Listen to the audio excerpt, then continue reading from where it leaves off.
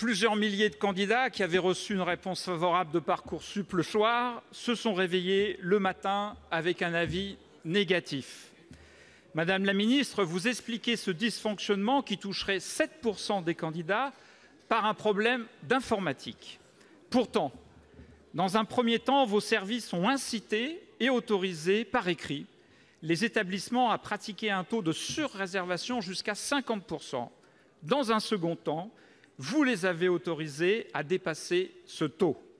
Alors pourquoi cette panique? Et surtout, pourquoi reporter sur les établissements la responsabilité d'un revirement qui est la conséquence de vos décisions politiques que vous n'assumez pas? En janvier, le Défenseur des droits vous avait demandé de rendre publics les critères de sélection des établissements et de réformer Parcoursup pour mettre fin aux discriminations subies par les lycéens des filières technologiques et professionnelles.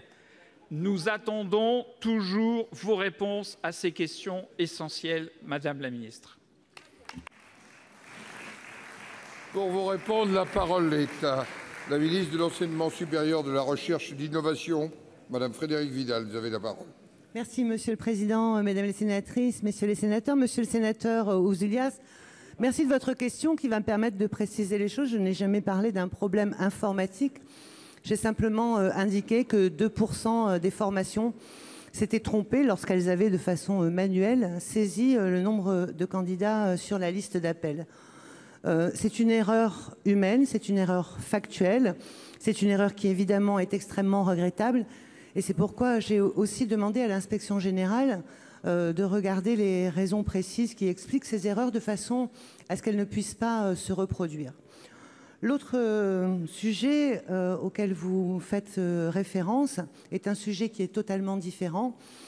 Rappelez-vous, l'été dernier, un certain nombre d'entre vous sur ces bancs, comme à l'Assemblée nationale, indiquaient la crainte qu'avaient un certain nombre d'établissements, et notamment les classes préparatoires, de ne pas remplir leur formation à cause de la mise en place de Parcoursup. C'est pourquoi, en accord avec ces établissements, nous leur avons proposé de pouvoir avoir ce taux d'appel légèrement supérieur. Mais là, nous parlons de toute autre chose, Monsieur Ouzoulias, puisqu'il s'agit en réalité de formations qui avaient 30 places disponibles et qui ont appelé 600 candidats. Il s'agit donc bien, malheureusement, d'une erreur humaine et d'une erreur matérielle.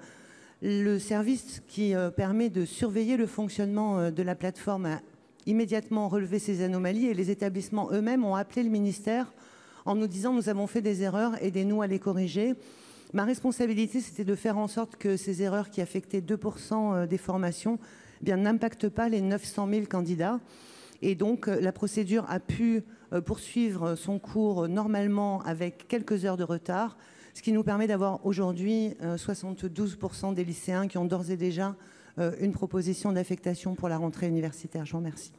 Monsieur Ouzoulias. Madame la ministre, je doute sincèrement que les candidats, les parents soient rassurés par la clarté de vos explications, pour le moins. En ce qui nous concerne, nous continuerons à dénoncer la violence de ce dispositif qui, l'an passé, a éloigné de l'enseignement supérieur plus de 180 000 lycéens. Nous continuerons de défendre un enseignement supérieur accessible à tous les bacheliers, sans discrimination. Le bug de Parcoursup n'est pas informatique, Madame la Ministre. Le bug de Parcoursup, il est social.